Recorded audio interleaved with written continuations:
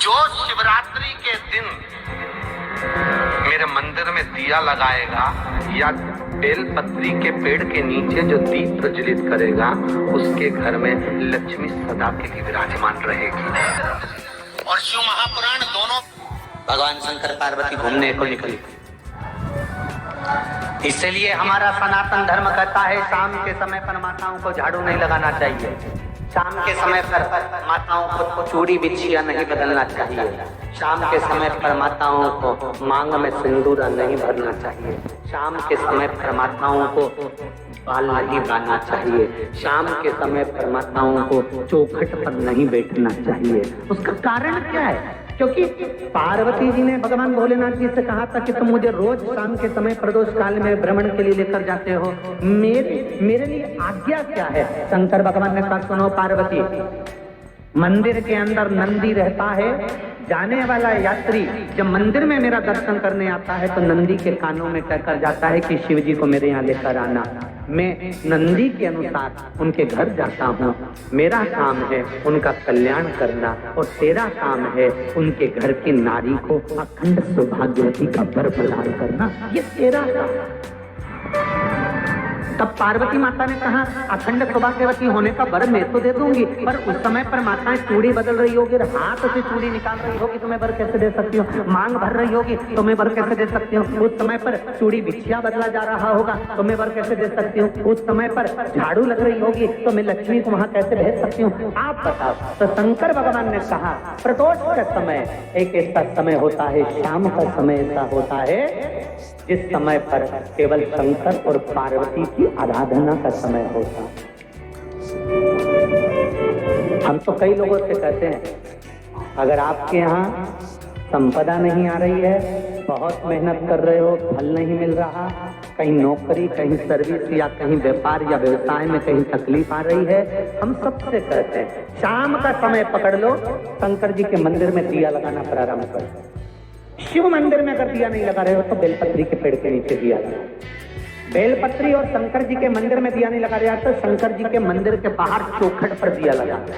इतना भी नहीं कर सकते तो अपने घर के बाहर अपने द्वार पर दिया लगा दो और शंकर जी के नाम का श्री शिवाय नमस्तुभ्यं बोलकर शंकर भगवान को याद कर कर अपनी कामना कर कर बाबा का स्मरण कर कर पंचाक्षर मंत्र नमः शिवाय, षडाक्षर मंत्र ओम नमः शिवाय, द्वादशाक्षर मंत्र ओम नमो भगवते वासुदेवाय, जो मंत्र तुमको याद है उसका स्मरण कर कर लक्ष्मी हो चाहे नारायण हो चाहे राम हो चाहे कृष्ण हो, स्मरण कर कर शाम के समय बाहर दिया लगा दो, दरवाजे के पास लगा दो, कुछ सुनेगा जरूर, आएगा तो उसका वेलकम जरूर होगा और वो कुछ लेकर जरूर आएगा। नियम तो बनाओ, उसकी चौखट पर जाकर कहना पड़ा।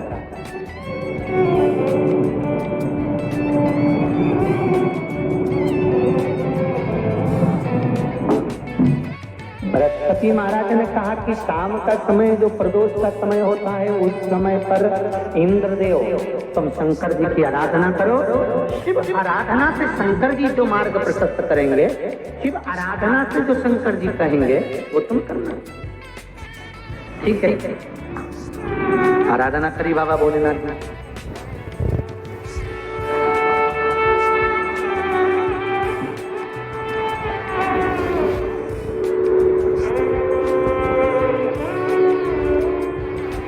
मालूम नहीं था इंद्रदेव को।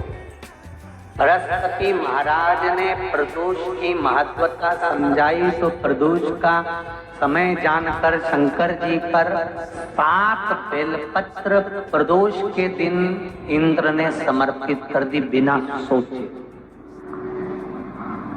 कितनी बेलपत्र? 7। प्रदोष का व्रत करो चाहे ना करो, मंदिर में चढ़ी हुई बेलपत्र को उठा लो,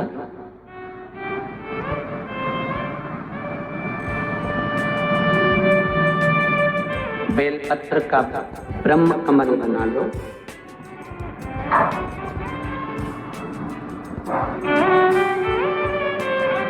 ब्रह्म कमल का मतलब होता है डंडी बीच में रहे, आसपास पत्तियां रहे।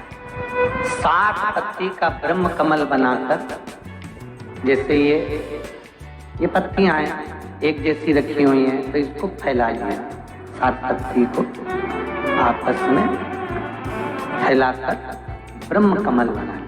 प्रदोष का व्रत करें ना करें, जरूरी नहीं है कि वृक्ष से ही पत्ती लेकर आओगे तो ही शंकर जी को चढ़ाओगे।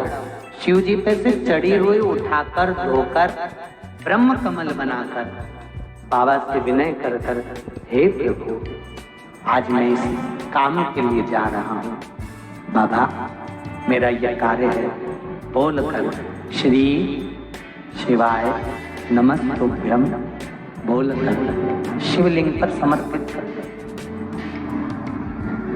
दिन भर के प्रदोष व्रत का फल बाबा एक बेलपत्री समर्पित करने पर ही प्रदान कर देता है। शिव प्रदोष व्रत कर रहे हो उससे बढ़कर कोई प्रसन्नता नहीं, पर नहीं कर रहे तो प्रदोष के दिन या 12 महीने शिवरात्रि आती